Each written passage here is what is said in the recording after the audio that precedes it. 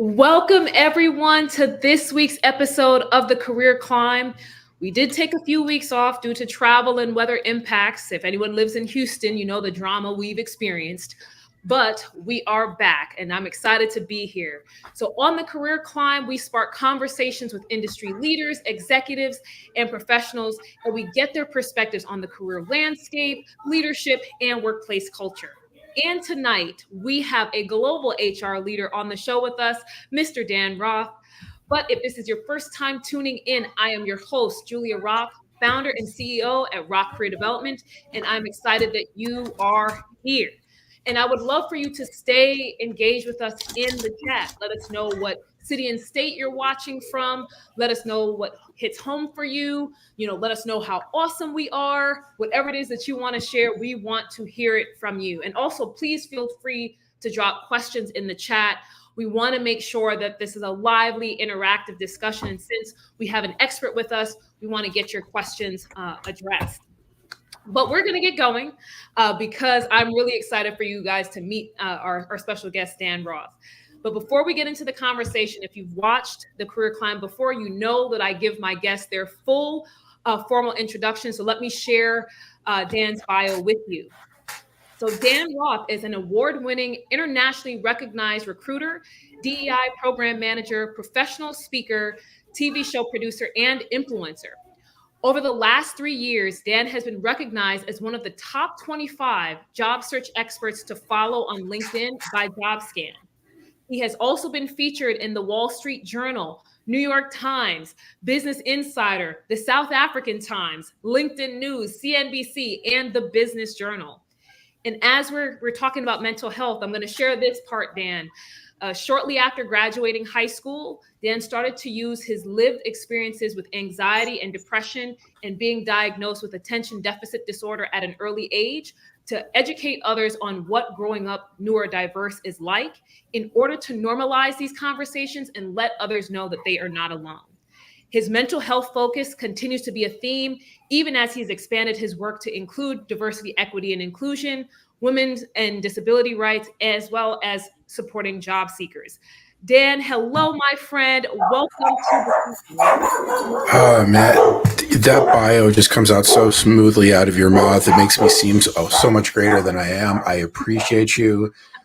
When you reached out, it was an absolute honor and, quite frankly, a privilege to be asked by you, somebody that I've had so much respect, love, and admiration for a long time.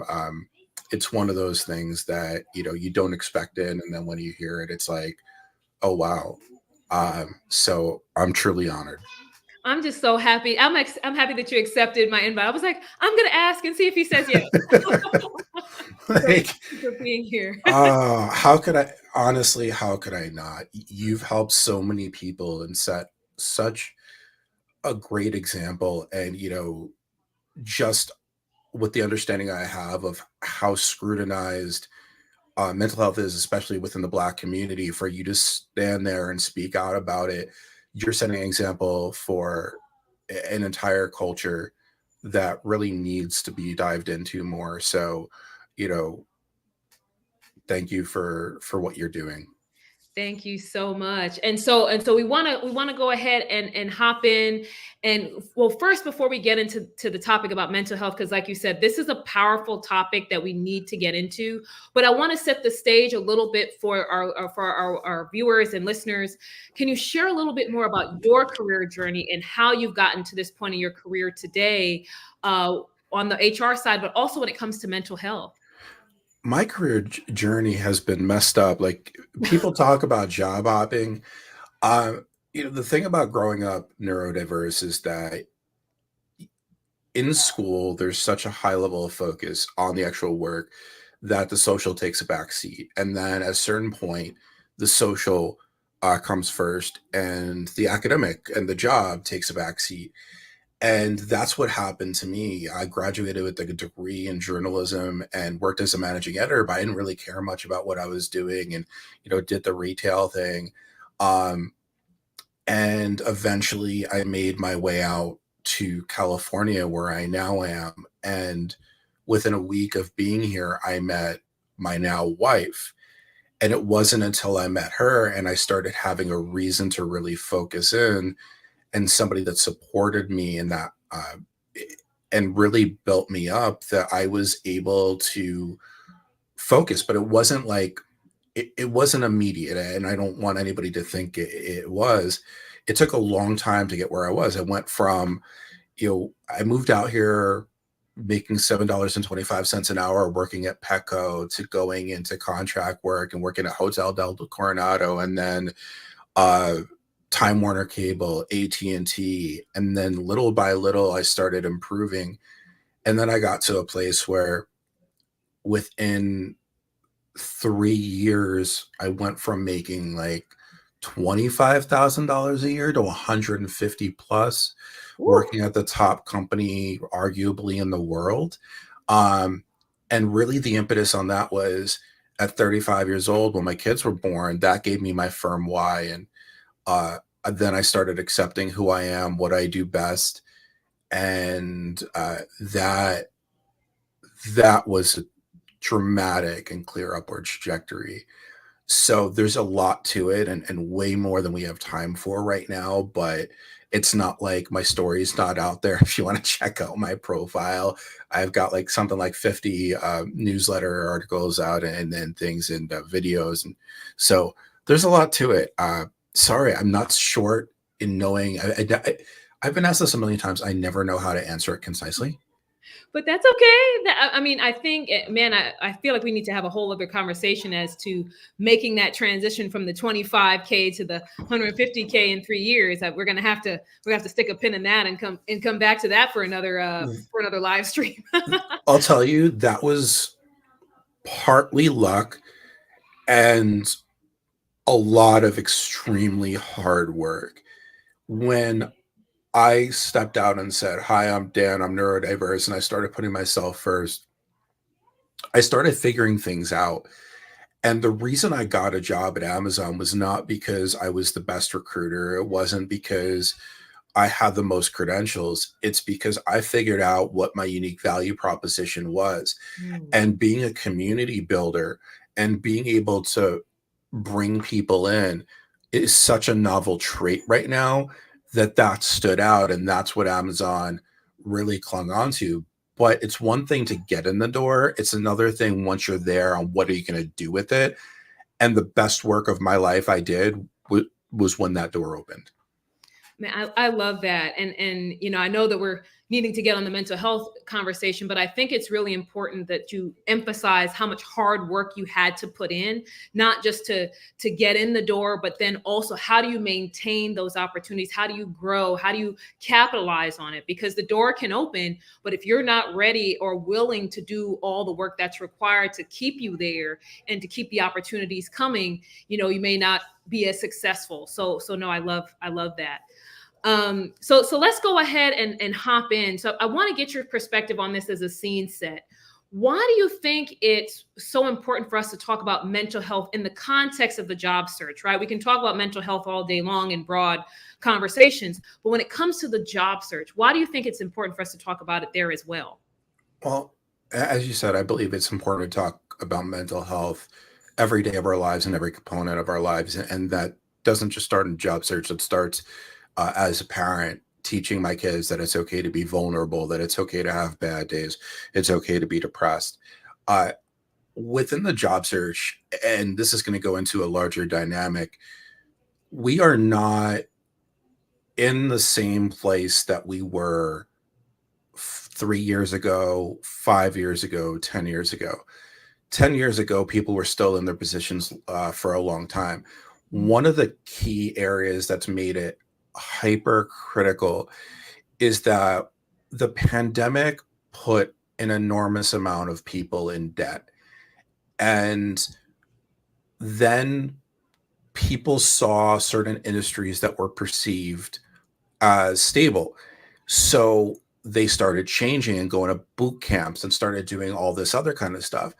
But by the time that they got done with those boot camps, they realized that, wait a second, now the market is changing and the competition in those fields is so much more difficult. So they just spent thousands upon thousands of dollars that they didn't have on top of the debt that they're in because of the pandemic to change fields where they've never been, only for the market to sort of revert itself a little bit. Then the recession happens, and these same people who are just starting to pick up the pieces are now going into double debt. Mm. So, how do you get out of it? How do you feel about it? Because this is a lot. It's not like you're getting knocked off a perch one time. It's this repeated, uh, these repeated punches that keep on happening. And that's where it becomes one of those situations where before there may have been a linear path to solution, whereas now it more is a proactive measure of how can we prepare ourselves the best while knowing that we're still going to have a difficult time. And part of that is having those mental health conversations and looking at it from a very early point. Well, if I do get laid off, what are my systems going to be? Who am I going to talk to? Who do I have available? Because we all have those feelings of, if I talk to one person too much, then I'm putting the burden on them. And we don't ever want to do that. And that often leads to ourselves being inclusive and keeping things to ourselves, which is not good either. So it's this combat of emotions that we're dealing with. And one of the things that doesn't get spoken about nearly enough, and this is where I'll kind of turn it back over to you, is the fact that when we're in a job search, it's not just affecting us, it's affecting our kids and especially our spouses if we're in relationships. Mm. And a lot of times, and I'll speak about my personal experience, knowing what is happening and the burden that my job search is placing on my wife, I feel horrible and don't always feel like I can go to her because I want to be respectful of the emotions that she's dealing with. And that creates, like, the one person you're supposed to be able to speak to, you feel almost ashamed to speak to about these things. So it isn't just affecting the job seeker, it's affecting the spouse. And that's where those multiple complications really need to get put out in the open as much as possible. No, I love the fact that you're highlighting the impact on just beyond you, right? Because it's not just you trying to find a job and figure yourself out. Like you said, if you've got a family that you're providing for, a spouse, that's a lot of weight on you as an individual. And like you said, if you can't offload that to the person you would normally offload that to, you're probably internalizing a lot of it. And the question is, where do you go? And so I think it's really important that, especially if someone who's listening, who is on the job search right now, finding the spaces that you can actually offload or be able to share, whether it's a therapist, a counselor, a confidant, so that you're not carrying all this weight with you on your journey, because it makes things really difficult. And so speaking of some of the mental health challenges, because I know that you work with job seekers, what are some of the challenges that you're seeing most with job seekers because obviously when we talk about the market now, it's like it's all doom and gloom, no one's hiring, the sky is falling. So when you talk to job seekers now, what are some of the mental health kind of concerns that you're seeing them bringing to you? That's a complicated question, because it's easier to say there's not an aspect of it that is not coming to me. And I think the biggest thing is, in this market, you look and it's hard not to take things personally. You're Mm. watching 3,000, 5,000 people applying for the same roles, and you're sitting there knowing what you bring to the table. And it's a lot for whatever reason, it's easier to justify when we're making mistakes. It's a lot harder to reason within ourselves when we're doing everything we can, when we're preparing the best we can, when we're going through, we're getting our resume updated, we're doing the outreach, we're doing the networking, we're doing all this, we're doing all that. And then it comes down to uh, uh, partially luck, partially timing, and recognizing that I may be homeless tomorrow, but that doesn't mean I've done anything wrong today. Right. That's a really difficult concept. Um, and it's one that doesn't offer a solution. And I guess that my question would be kind of piggybacking on that, because like you said, you're doing, for a lot of people, they're doing everything right. They're putting themselves out there, and they're networking. And so I want to go back to something you said earlier about things not being the same way they were 5 years ago. So when you think about job seekers that you may have worked with prior to the pandemic and then now, what are the big differences that you're seeing? Because everyone says, I feel like it was easier to get a job back then versus today. And so just wanted to see if you're seeing some of the same issues, or are they completely different in terms of how people are feeling in their job search? I think people have short-term memories. A lot of people are comparing everything to the boom that happened during the pandemic, but that was an anomaly. That Mm. wasn't necessarily the average reality of the situation. And I don't necessarily see a tremendous amount of difference when we look at now versus maybe 10 years ago as compared to now versus 5. Like 5 years ago, everybody's getting hired under the sun.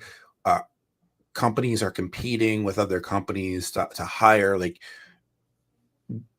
it was this windfall of money, but history repeats itself.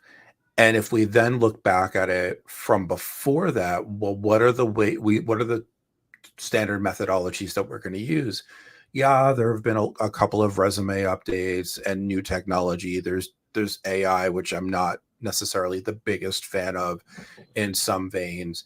Uh, but the actual process is not very different. The networking, the community building, and everything like that. So I don't necessarily know that it's tremendously different. Even if you look at the decrease in HR and you call it DEI, I call it humanity work roles because of the negative connotation and sort of the anti-Black rhetoric going on within the term DEI. But with those roles being eliminated, like that's still no different than it was before. It was just, companies were putting on a show. Yeah, no, and I appreciate that, because to your point, everyone thought that what was happening during the pandemic and all these remote roles and all these tech companies hiring, it's like, it's the land flowing with milk and honey, and we kind of make that the new kind of average or standard. And it's like, well, that really wasn't the standard. It was a moment in time. And when we really kind of look at things maybe further out, and look at things further back, it's like it's not really all that different just yet. So even though folks will say there is, with technology and AI, that there is some difference there, but I appreciate that context.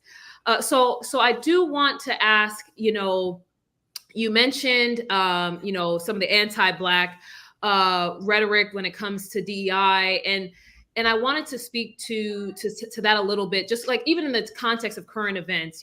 For those who may be watching, you may have heard about the murder of Sonia Massey, and you see these events that are happening kind of in the world around us. And then, you have Black and brown folks who are in the job search, and so they're seeing what's happening in the community in a societal perspective, and they still have to try to show up and give their best and try to get jobs in companies and so forth. So I wanted to know what your thoughts were about how that can impact job seekers on their search when they're dealing with these kind of world events as well. Well, I'm going to expand it to talking about culture of companies, and I'll tell you a quick anecdote. Uh, Back when the top shooting happened in Buffalo, um, I remember talking to John Graham Jr., who's a friend of mine and a bit of a mentor. And I remember him saying, Dan, um, these corporations need to stop treating this as just another day. It's not just another day. And I remember hearing that and really sitting with it and realizing, you know what? You're right. Companies don't skip a beat when things happen. and that's not okay. If you're a job seeker, if you're a Black job seeker, or you're somebody from a marginalized community, or if you're somebody that went to a school where there was a shooting, when you come back to work following those events, you are not going to have a clear mind or mentality. It's natural not to have it. We need to stop pretending that it is just another day. Mhm. So we need to allow people time to grieve and understand. And honestly, as a job seeker, if I were to say, hey, here's a list of questions I wish I could get honestly answered, one of them would be, when something happens, how did the company react like that? Mm. Mm. Because that to me is symbolic of, is this a human-centered organization?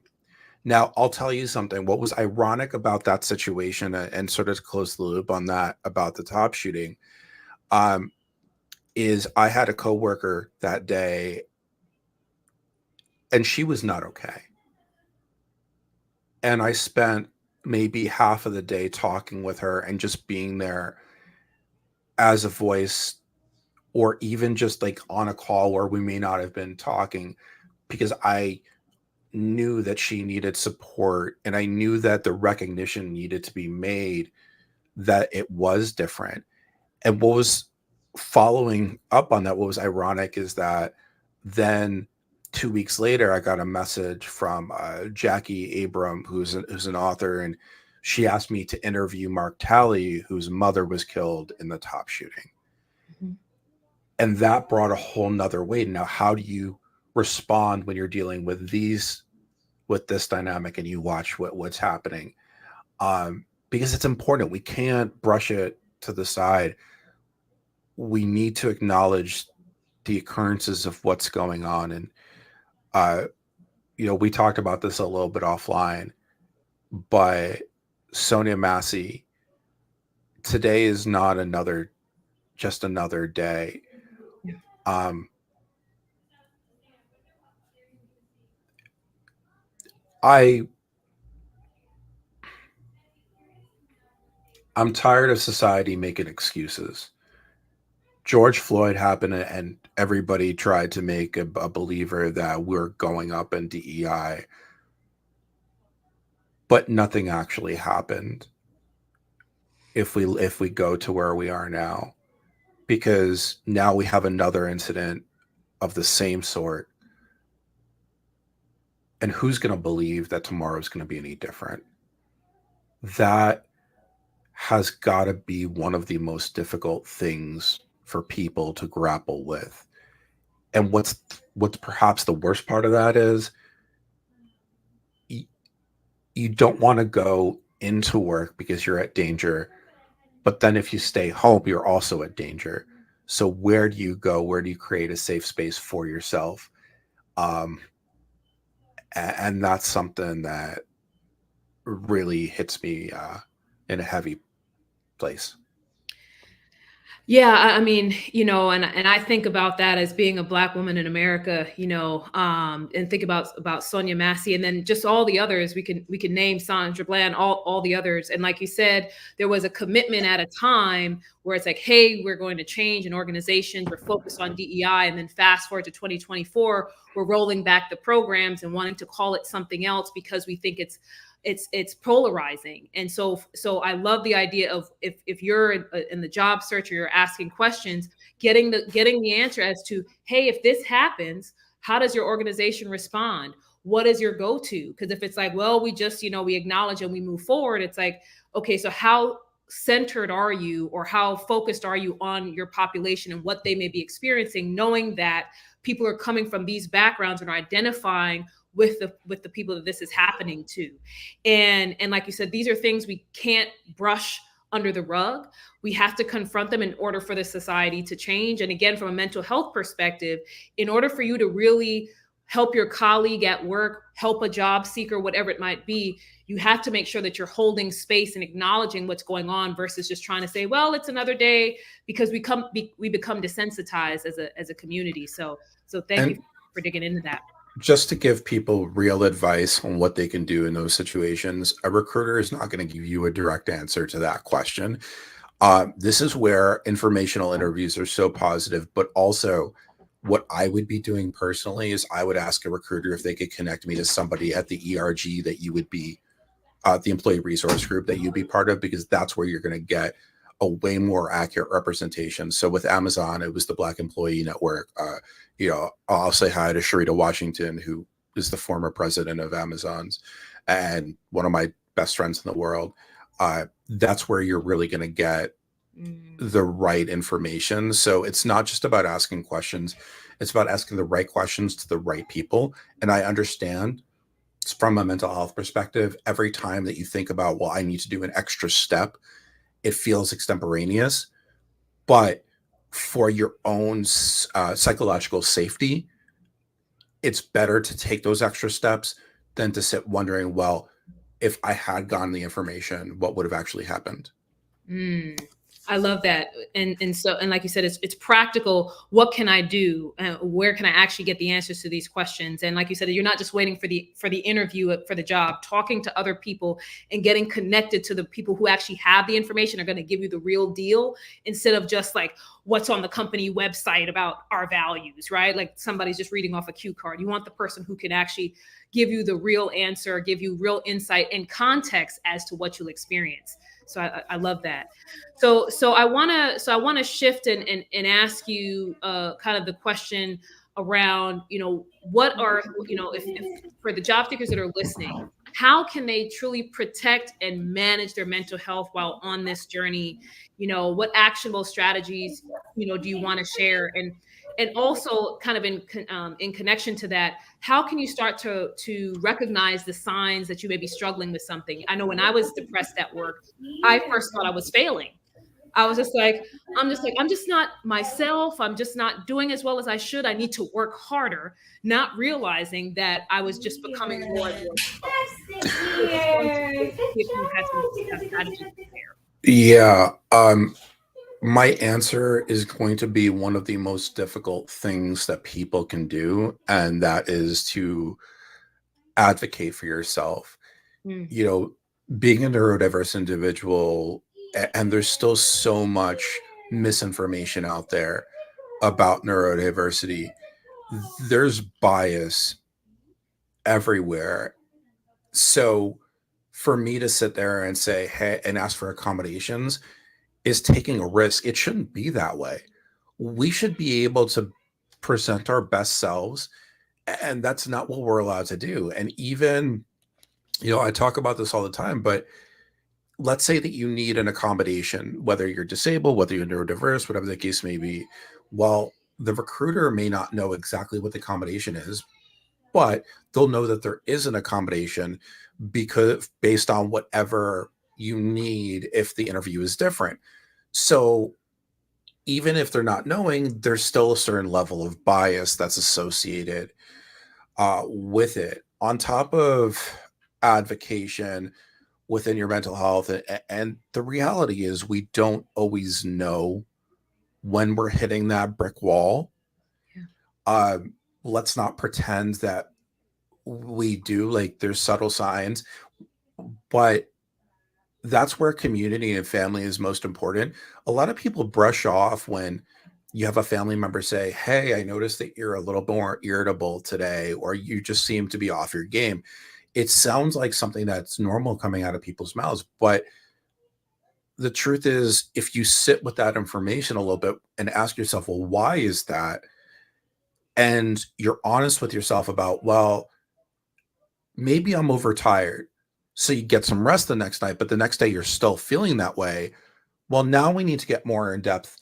Or just having a conversation, or not being afraid of going to therapy. Now, I understand that for some people, that's not always an option. And the reason I say it's not always an option is because I think the stats, and I may be wrong on the exact numbers, but less than 8% of psychiatrists in the United States are come from marginalized communities, specifically Black community.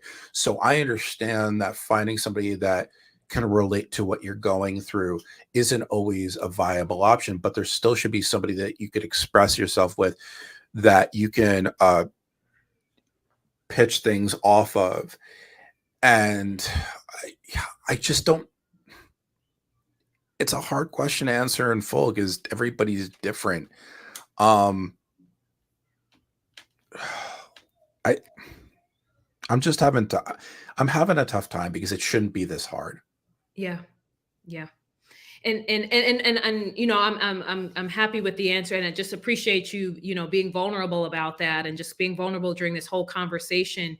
You know, we have to do what we can, right? And so, like you said, if you're able to get therapy, if that's an opportunity to take advantage of that, but also making use of your circle, whether it's family, friends, you know, perhaps you have a religious leader that you can confide in, really just tapping into those who are around you. And if you need accommodations in your job search process, or when you're thinking about joining an organization, being willing to speak up for that, and not just hoping that you get in and then trying to figure it out after. And Sonia actually made a point here. Hey, Sonia, thanks for joining. It's very important that organizations have a safe space for employees to grieve, not just sending them to a space, but managers actively supporting staff, addressing these emotional issues openly and honestly during the interview process and with present employees. I love that so much, Sonia. One quick thing I wanted to mention, because I owe it to my wife to mention this, is when it comes to mental health, I don't want to forget about those individuals that are pregnant and going through childbirth, postpartum.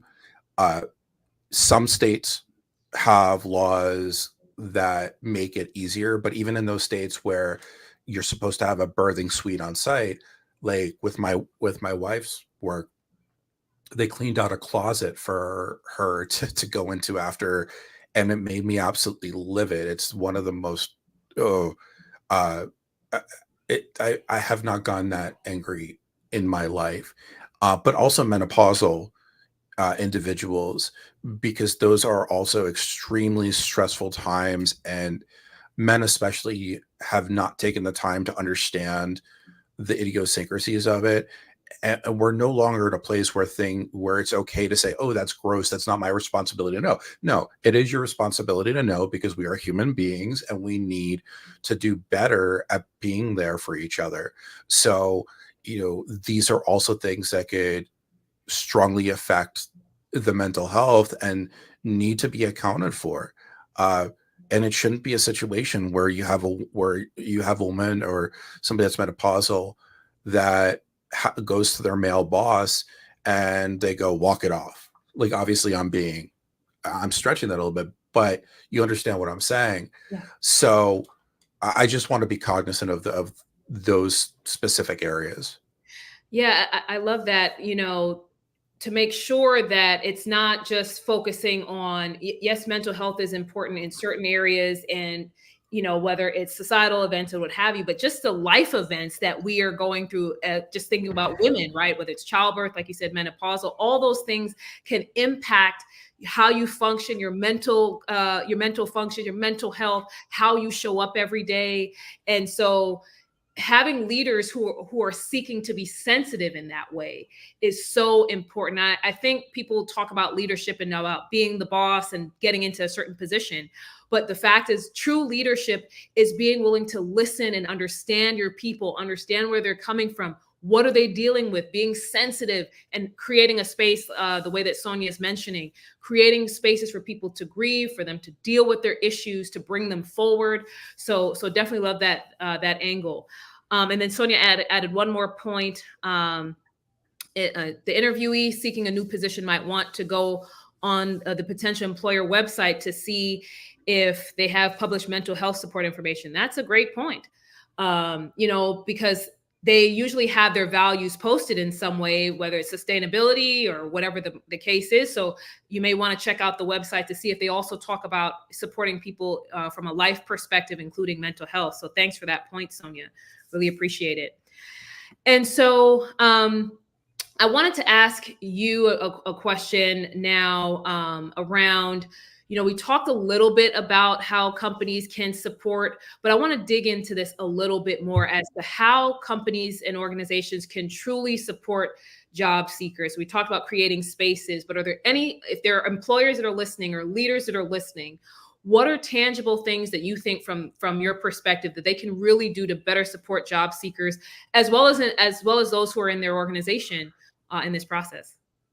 This is where you're going to see my tone change Uh-oh. from mental health positive to like really critical. Okay. Because I don't think that companies are doing a very good job at all. I don't think that recruiters are being trained right. I think the entire process uh, is donkey backwards. I'm trying to be respectful of keeping cursing out. Uh, you know, right now companies are more focused on culture fit than culture ad. And culture Mhm. fit, for those that are unfamiliar, is when you're trying to find basically a carbon copy of everybody that's already inside your organization. Culture ad is when you're actively looking for somebody that brings something new to the organization. And when you have something, when you prioritize culture ad, it gives people the ability to embrace their uniqueness and embrace what they bring to the table that others don't. The recruitment process needs to be more inclusive and handled with more delicate care. If somebody doesn't feel comfortable being on video, they shouldn't have to be on video. If somebody wants to be on video, they can be on video. If somebody doesn't do well with written 60-minute timed exams, there should be alternative methodologies for figuring out if a person is good for the role. There's barriers of entry that increase the gender and racial wealth gap that don't need to be there, including the prioritization of degrees that may have no effect on the job. Mhm. There are so many aspects and things that organizations can do. Another example is guaranteeing diverse panels during interviews. I can't tell you how many times it's been a 5 white people on panels with whatever the case may be. So how do we do that? How do we make sure teams are more inclusive? How do we make people feel more at home? uh, there is there's so much in the way that we can really work on. Accommodation should not be a big deal. And if you get me started on this entire return to work thing, we're going to be here for a long time. Roll up our sleeves and get comfortable. Because here's the deal. The data shows that people could only be at full capacity for about 88 minutes before needing a 20-minute break. So if you're talking about the standard 9 to 5, you're really not getting people for their full potential during that. So we no longer need to have these mandates. It doesn't make any sense. What about the mother of children that wants to be working and is a fantastic employee but can't get to the office because they need to be there and they can't afford the hour-long commute? There are so many things that just say to me, this return to work mandate is just plain stupid. Um, that it's yeah, this is one of those things that you're either gonna love what I'm saying or you're gonna hate what I'm saying. And I've been told not to say I don't apologize for my feelings, but in this case, I I don't apologize for my feelings. Oh, I mean, but that's the purpose of this, is to have an open and honest conversation. And to the point that you're making, if organizations provide some of these alternatives, some of these accommodations for people who are already kind of stressed in the job search process, just trying to find an opportunity, trying to get through the 12 different interviews, by at least seeing that your culture and your organization is welcoming and is open and people centered, it at least gives you a little bit of hope in the process to say, hey, there's something worth it at the end of this, versus jumping through all these hoops and then you may not be treated well by the time you get into that organization. And honestly, I would, you have the human focus, but I think this is also just good business, right? Like Yeah. if you're treating your employees well, you're providing these alternatives, people are going to be happier at work. They're going to be more productive. You're going to attract the right type of talent, people who want to bring their skills and insights and perspectives to the organization. That's only going to help you do better as a company. So it's not just about being woo woo and people focused. That's part of it, but it's good for your bottom line as an organization. So Yeah. I love And that.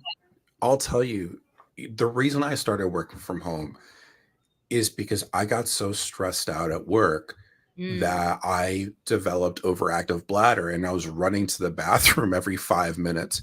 Oh no. And it was because I constantly felt like people were looking over my shoulder at being micromanaged. And that's just not fair to put people through. Everybody is different. Everybody has heightened level of sensitivities. Uh, and the other component of it is when we do these return to work mandates and people are driving an hour, well, you may be paying them for 8 hours, but they're spending 2 hours on the road. How is that fair?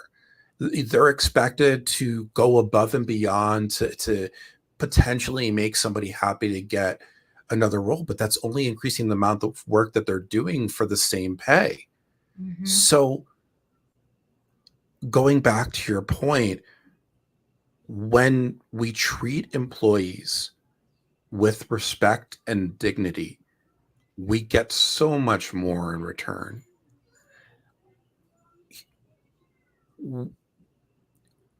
We need to get back to humanity. We need to decolonize the way things have gone because I think we've gotten into this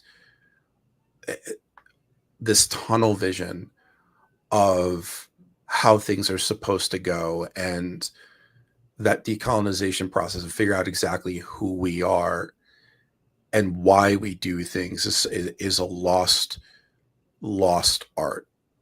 We need to unlearn so many behaviors and it's daunting.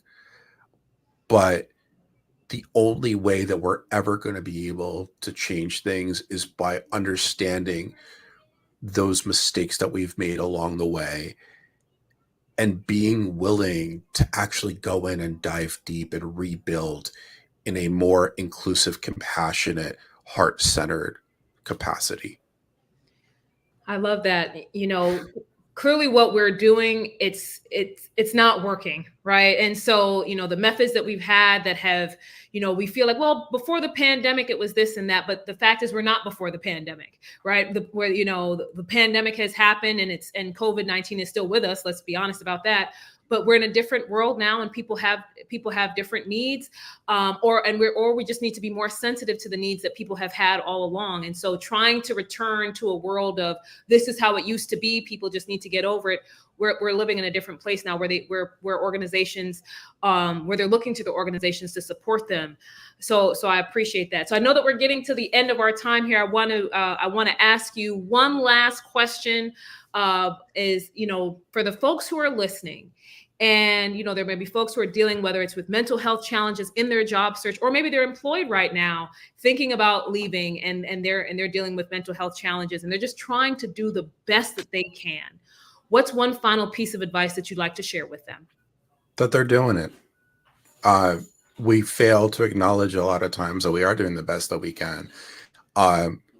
Even with me, like today, I was having an extreme bout of depression. I'm, not in a good place job wise. And I have what I talk about when it comes to my spouse that is what I'm actively going through. And one of the things that I had to realize that was brought up to me recently and has been really my only saving grace that has gotten me through is that for everything, there's a start, middle, and end. And if you've been going through it for a while, then you're probably closer to the end than you are to the beginning. And that little bit of acknowledgement can sometimes be the hope that you need to make it to the next day.